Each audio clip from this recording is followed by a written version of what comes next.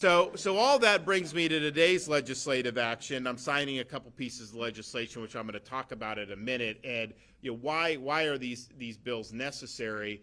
Well, one of the reasons I think they're necessary is this issue that just happened with the media is running that there were 96 shots fired.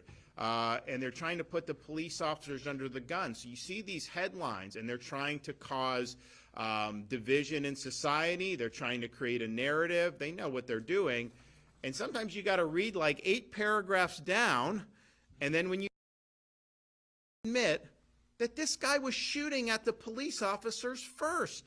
So how are you in a situation where it's at all controversial to have a criminal suspect shooting at and hitting one of the police officers, firing shots, and they're not supposed to be able to respond in kind? They not only have a right to respond in kind, they have a duty to respond in kind when somebody is using lethal force against them. So how this is trying to be packaged into some narrative against the police officers, and they're trying to de-emphasize the fact that this guy shot, I think he shot his entire magazine, because he shot at least 10 shots, so it was 10 to 12 shots he was shooting. So then, of course, these other officers are going to respond in kind.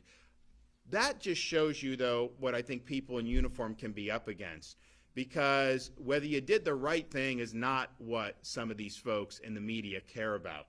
The media cares about is can they contort that in a way that is going to cause titillation, that's going to get more clicks, that's going to drive more viewership, that's going to cause more controversy.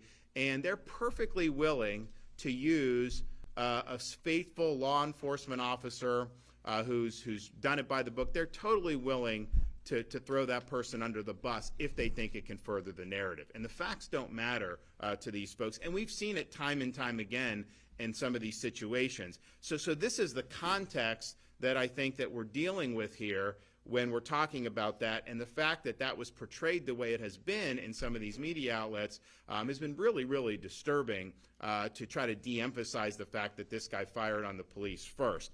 So we're going to do a couple bills that I think provides support for people who are wearing the uniform, and recognizes that we've got some strange currents going on in our society right now that really seek to delegitimize law enforcement and what they're doing. So the first bill, SB 184, is going to prohibit the harassment of a police officer or first responder when they're actively doing their job. You shouldn't be in a situation where you're at a traffic stop, you're responding to a call of someone in distress, and then you have people come trying to interdict or trying to harass you from performing your duty. So if you do that, we view that as a problem, and now you're going to be held accountable. The other bill is HB 601, and what it's going to do is it really puts the kibosh on these extrajudicial investigations against law enforcement. They'll set up these things called citizen review boards, usually in these very tilted politically jurisdictions. They'll stack it with activists, and they'll just start reviewing things and trying to put people under the gun, even if there's no basis to do that. So we view that as very much a political weapon. We don't think that that will contribute to public safety at all. In fact, we think that that would hurt public safety